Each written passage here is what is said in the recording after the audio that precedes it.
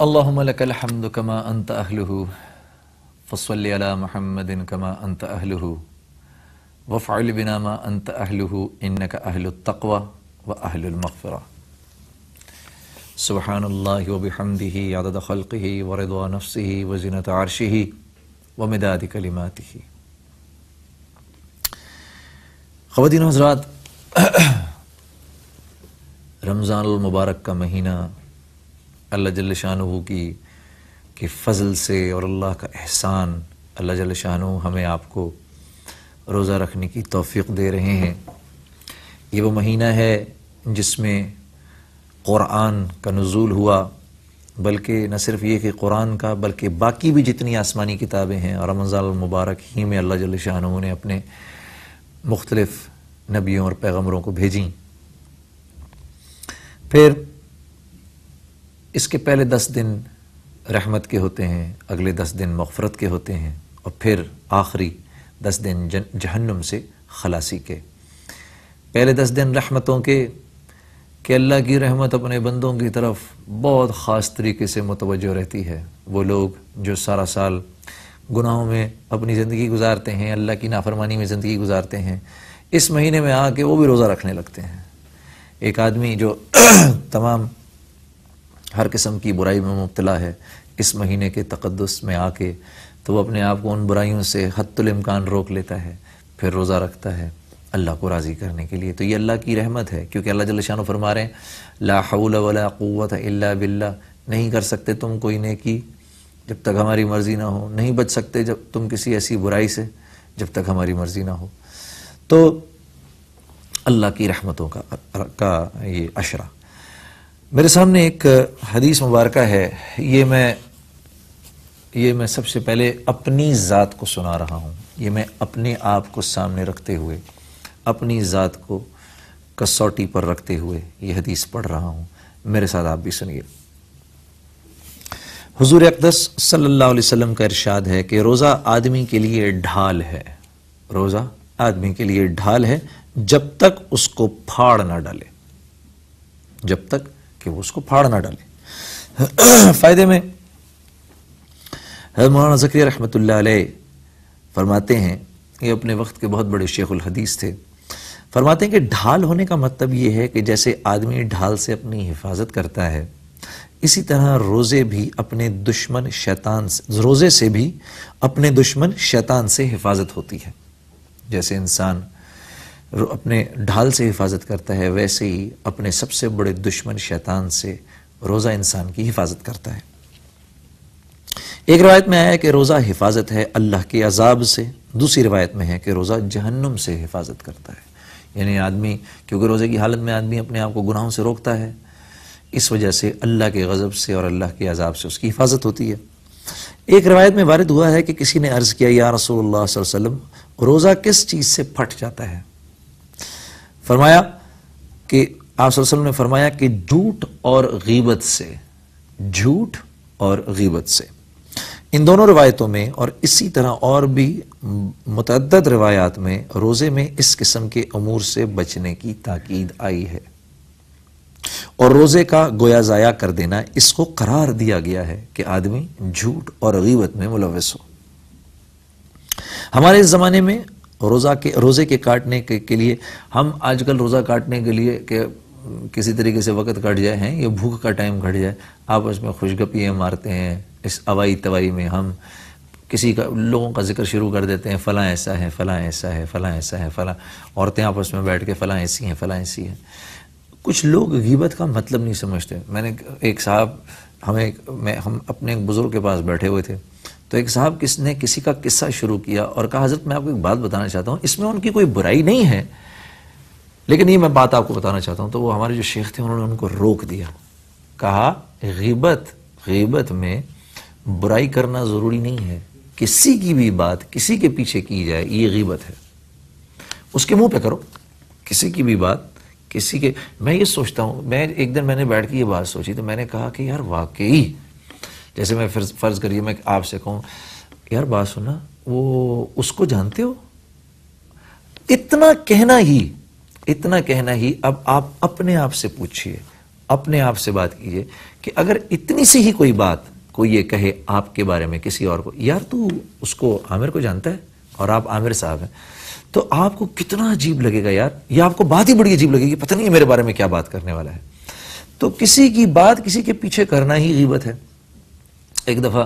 اور غیبت کتنا بڑا برا گناہ ہے کہ ایک دفعہ کسی کی بات اچھا ہاں، یہ واقعہ سنانے سے پہلے آپ کو ایک اور بات بتاؤں کہ اور کسی کے پیچھے اس کی برائی کرنا جو ہے وہ تو ہے ہی خیر اللہ کے نزدیک بہت بری بات، کیونکہ اللہ جل شانہ کی منشا کچھ اور ہے، یہ سمجھنے کی کوشش کریں غیبت کیوں ایک بری چیز ہے۔ کیونکہ اللہ جل شانہ عالم الغیب ہیں، میری آپ کی ساری برائیوں کو جانتے ہیں۔ اللہ جل شانہ عالم الغیب ہیں، میری آپ کی ساری برائیوں کو جانتے ہیں، لیکن لوگوں سے چھپا رکھی ہیں، پردہ ڈالا ہوا ہے ستار العیوب ہونے کی وجہ سے۔ اللہ ستار العیوب ہیں، گناہوں پر پردہ ڈالا ہوا ہے۔ اب ہماری جو اچھائیاں ہیں، ہم میں سے بہت سارے، تو میرے جیسے تو بہت سارے ایسے ہیں جن میں کوئی اچھائی ہی نہیں ہے، پھر اگر کچھ لوگ ایسے ہیں جن میں کوئی اچھائی ہے تو اللہ جل شانہ اپنے فضل سے ان کی ایک ایک دو اچھائیاں، کسی میں ایک دو ہی اچھائیاں ہوتی ہیں بس، ان کی وہ اچھائیاں خود اٹھا کے لوگوں پر آشکارا کر دیتے ہیں، لوگوں کو بتا دیتے ہیں۔ تو لوگ کہتے ہیں واہ واہ یہ کیسے اچھے آدمی ہیں، واہ واہ واہ بھائی کتنے نیک آدمی ہیں، واہ جی کتنے نمازی ہیں، واہ جی کتنے سخی ہیں۔ اللہ کی منشا یہ ہے، تو اللہ کی منشا یہ ہے کہ میرے بندوں کی جو گناہ ہیں ان پر، جو میرے بندوں کی کمیاں ہیں ان پر پردہ آ جائے، اور جو ان کی اچھائیاں ہیں وہ ان کی پیٹھ پیچھے لوگ ان کا ذکر کریں۔ یہ اللہ جل شانہ کو پسند ہے۔ اسی وجہ سے اللہ جل شانہ چاہتے ہیں کہ اللہ کے بندے بھی ایسا ہی کریں، وہ لوگوں کی پردہ پوشی کرنے سے بچیں تاکہ لوگوں کے گناہ دوسروں کے سامنے نہ آئیں، اور ان کی اچھائیوں کا ذکر کریں تاکہ لوگوں کے دل میں ان کی محبت اور ان کی عظمت بیٹھے۔ اگر کسی دو مسلمان کی آپس میں ہلکی سی چپکلش ہو اور آپ ان کے درمیان دوستی کرانے کے لیے تھوڑا بہت جھوٹ بھی بول دیں تو شریعت نے اس کو بھی ناجائز نہیں قرار دیا۔ اس کو ہم تھوڑا سا ڈسکس کریں گے اس چھوٹی سی بریک کے بعد۔ محمد کا روزہ قریب آ رہا ہے۔ جی، بریک سے پہلے میں نے عرض کی تھی کہ اگر کوئی دو لوگ آپس میں لڑے بیٹھے ہوں تو اگر آپ ان کی آپس کی دوستی کرانے میں تھوڑی سی اگر غلط بیانی سے بھی کام لے لیں تو اس میں بھی کوئی، شریعت اس کی بھی اجازت دیتی ہے۔ مثال کے طور پہ دو آپس میں جھگڑے بیٹھے ہیں، آپ ایک کے پاس جائیں اور جا کر کہیں تمہیں پتہ ہے ویسے تو تم اس کے خلاف دل میں عداوت رکھتے ہو، وہ فلاں کے ساتھ بیٹھ کے تمہاری اچھائیاں کر رہا تھا، تو اس سے اس کے دل میں ایک ہلکا سا خیال آئے گا یار واقعی، اور یہی بات جا کے آپ دوسرے کو بھی کہہ دیں کہ بھئی تو اس سے دل میں عداوت رکھتا ہے، تجھے پتہ ہے وہ فلاں کے سامنے بیٹھ کے تیری اچھائیاں بیان کر رہا تھا، تو آپس میں ایک دم محبت آ جائے گی۔ اور ایک اور چیز بھی کہہ سکتے ہیں آپ، وہ یہ بھی کہہ سکتے ہیں تجھے پتہ ہے وہ تجھے بڑی دعائیں دیتا ہے، اور یہ بات جھوٹ بھی نہیں ہے، کیونکہ ہم نماز میں دعا کرتے ہیں ربنا اغفر لی ولوالدی وللمؤمنین یوم یقوم الحساب، اللہ مجھے بخش دے، میرے والدین کو بخش دے، اور تمام مومنین مومنات کو بخش دے یوم حساب کے دن۔ تو اس دعا کے اندر وہ بھی آ گیا، کیونکہ مسلمان تو بہرحال وہ بھی ہے، تو یہ بات بھی سچی ہے کہ وہ تیرے پیچھے تیرے لیے بہت دعائیں کرتا ہے۔ اس سے کیا ہے کہ آپس میں دل ایک دوسرے کے ساتھ جڑ جائیں گے، آپس میں محبتیں بڑھنا شروع ہو جائیں گی، محبوبیت آپس میں بڑھ جائے گی۔ اس لیے اللہ جل شانہ کے ہاں غیبت اتنا مبغوض گناہ ہے۔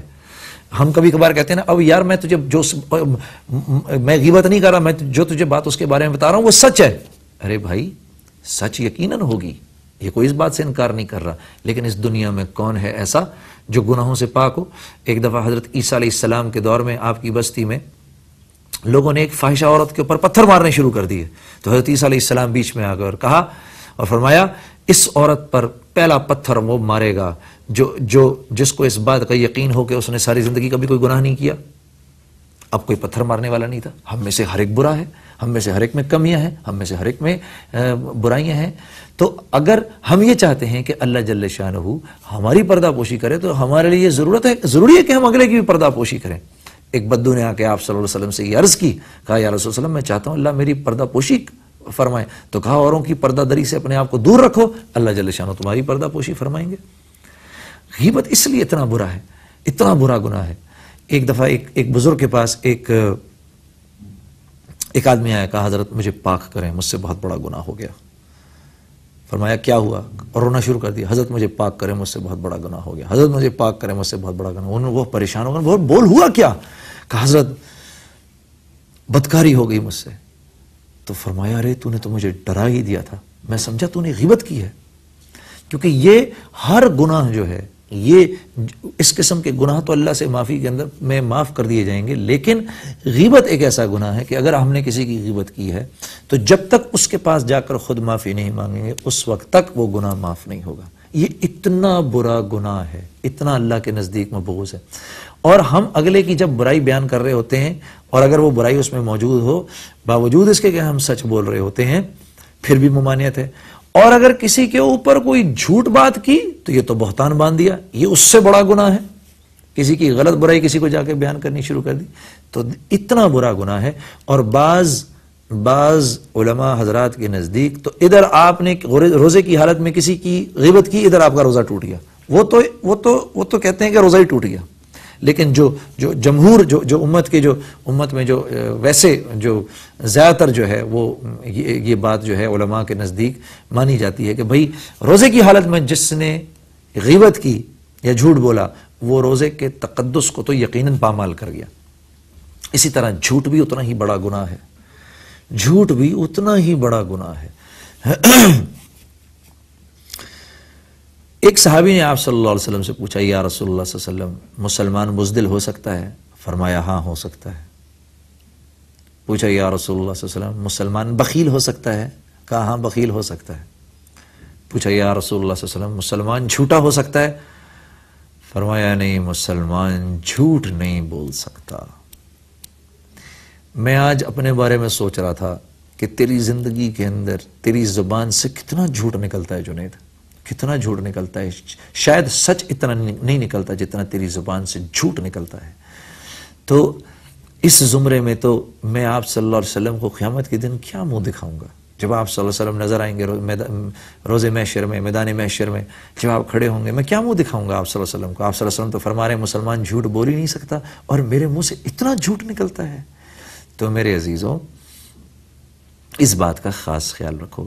یہ رمضان المبارک جو ہے نا, یہ تزکیہ نفس کا مہینہ ہے. ارے پی جاؤ, جو پی لینے میں مزہ ہے نا وہ سامنے کہہ دینے میں اور اظہار کر دینے میں نہیں ہے. جو اپنے اوپر لے جانے میں جو مزہ ہے نا, جو مزہ عزت اس کی ہی ہوتی ہے جو دل پہ تو داغ کھا لے, دامن پہ اس داغ کو نہ پڑنے دے. عزت اس کی ہوتی ہے. وہ کوئی بہادر نہیں جس کا دامن تار تار ہو. بہادر تو وہ ہے جو بات کو اپنے اوپر سہ جائے, صبر کر لے. ہم کہتے ہیں نا صبر کرنا اور کیا ہے؟ یہ صبر کرنا ہے. آپ جانتے ہیں فلاں میں یہ برائی ہے, آپ جانتے ہیں کہ میں اس بات کروں گا تو فلاں کی پکڑ ہوگی, آپ اس کو پی جائیں. آپ کی اس بات کو اللہ دیکھ رہا ہے. ایک دن آپ سے بھی کوئی غلطی ہوگی, اس دن اللہ جل شانہ بذات خود آپ کی پردہ پوشی کریں گے, خود آپ کی مدد کریں گے. اس سے معاشرہ بھی الحمدللہ ایک بہترین معاشرہ بنے گا. لوگوں میں آپس میں محبت اور الفت بڑھے گی, لوگوں میں آپس میں پیار اور محبت بڑھے گی. پھر کوئی کسی کے بچے کے منہ سے نوالا چھین کے اپنے بچے کے منہ میں نہیں ڈالے گا. پھر کوئی کسی اور کا حق مارنے کی کوشش نہیں کرے گا, بلکہ مسلمان کی عزت کو اپنی عزت سمجھے گا. صحابہ کرام کے دور کی ایک عجیب سی بات مجھ کو یاد آ گئی, اور میں سوچ رہا ہوں کہ اگر یہ سب کچھ آج کے دور میں ہوا ہوتا تو کیا ہوتا. ایک عجیب واقعہ مجھے یاد آیا. ایک صحابی نے ایک دوسرے اپنے دوست صحابی سے فرمایا کہ میں چاہتا ہوں کہ تم فلاں کی بیٹی کے اوپر جا کے میری نکاح کی بات رکھو. تو وہ صحابی گئے ان سے ملنے کے لیے, لڑکی کے باپ سے. تو کہا جی میرا فلاں دوست جو ہے وہ آپ کی بیٹی سے نکاح کرنا چاہتا ہے. تو جو لڑکی کے باپ تھے انہوں نے کہا کہ ہم اس سے تو اپنی بیٹی کا نکاح نہیں کریں گے, البتہ تم سے کرنے کو تیار ہیں. تو انہوں نے کہا مجھے 1 منٹ سوچنے کے لیے دیجئے. انہوں نے 1 منٹ سوچا, سوچنے کے بعد کہا اچھا ٹھیک ہے, میں آپ کی بیٹی سے نکاح کرنے کو تیار ہوں. خیر وہیں بیٹھے بیٹھے نکاح ہو گیا.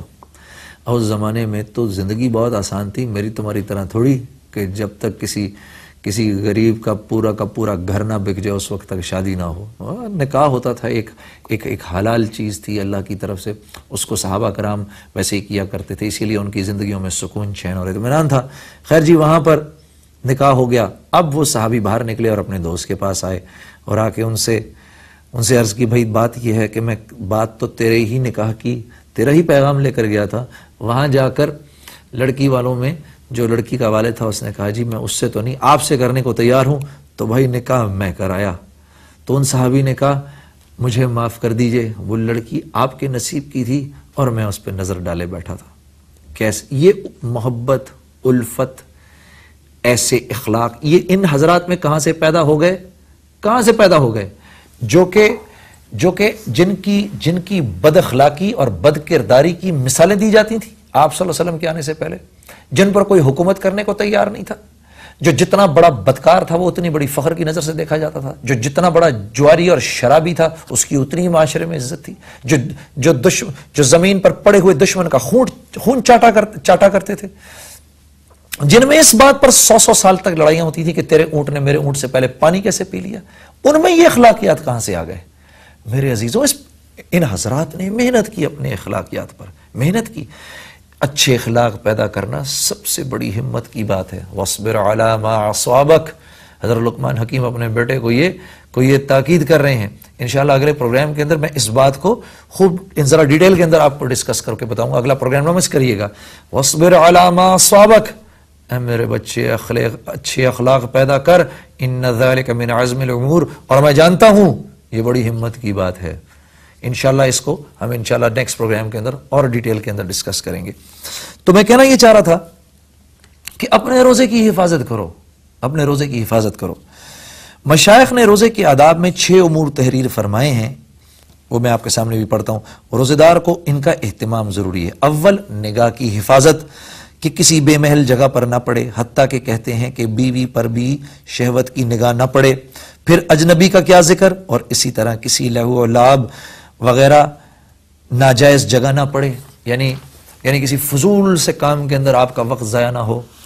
نبی کریم صلی اللہ علیہ وسلم کا ارشاد ہے کہ نگاہ ابلیس کے تیروں میں سے ایک تیر ہے, جو شخص اس سے اللہ کے خوف کی وجہ سے بچ رہے, حق تعالی جل شانہ اس کو ایسا نور ایمان نصیب فرماتے ہیں جس کی حلاوت اور لذت قلب میں محسوس کرتا ہے. جتنا کسی نامحرم پر نگاہ ڈالنے سے ممانعت ہے, اتنا ہی پہلی نظر پڑی اور نظر جھکا لی, پہلی نظر پڑی اور اللہ کے ڈر سے نظر جھکا لی, اللہ جل شانہ اسی وقت پچھلے تمام گناہ معاف کر دیتے ہیں. صوفیہ نے بے محل کی تفسیر یہ کی ہے کہ ہر ایسی چیز کو دیکھنا اس میں داخل ہے جو دل کو حق تعالی جل شانہ سے ہٹا کر کسی دوسری طرف متوجہ کر دے. دوسری چیز زبان کی حفاظت ہے. جھوٹ, چغل خوری, لغویات, غیبت, بدکوئی, بد کلامی, جھگڑا وغیرہ سب چیزیں اس میں داخل ہیں. بخاری شریف کی ایک روایت میں ہے کہ روزہ آدمی کے لیے ڈھال ہے, اس لیے روزے دار کو چاہیے کہ زبان سے کوئی فحش بات یا جہالت کی بات مثلا تمسخر, جھگڑا وغیرہ نہ کرے. اگر کوئی دوسرا جھگڑنے لگے تو کہہ دے کہ میرا روزہ ہے, اور اگر وہ بے وقوف نہ سمجھ ہو تو اپنے دل کو سمجھاوے کہ تیرا روزہ ہے, تجھے ایسی لغویات کا جواب مناسب نہیں. بالخصوص غیبت اور جھوٹ سے تو بہت ہی احتراز ضروری ہے کہ بعض علماء کے نزدیک اس سے روزہ ٹوٹ ہی جاتا ہے. نبی کریم صلی اللہ علیہ وسلم کے زمانے میں 2 عورتوں نے روزہ رکھا. روزے میں اس شدت سے بھوک لگی کہ ناقابل برداشت بن گئی, ہلاکت کے قریب پہنچ گئیں. صحابہ کرام نے نبی کریم صلی اللہ علیہ وسلم سے دریافت کیا تو حضور صلی اللہ علیہ وسلم نے ایک پیالہ ان کے پاس بھیجا اور ان دونوں کو اس میں قے کرنے کا حکم دیا. دونوں نے قے کی تو اس میں گوشت کے ٹکڑے اور تازہ کھایا ہوا خون نکلا. لوگوں کو حیرت ہوئی تو حضور صلی اللہ علیہ وسلم نے ارشاد فرمایا کہ انہوں نے حق تعالی جل شانہ کی حلال روزی سے تو روزہ رکھا اور حرام چیزوں کو کھایا کہ دونوں عورتوں نے لوگوں کی غیبت کی تھی. باقی انشاءاللہ بات اگلے پروگرام تک کے لیے موقوف کرتے ہیں.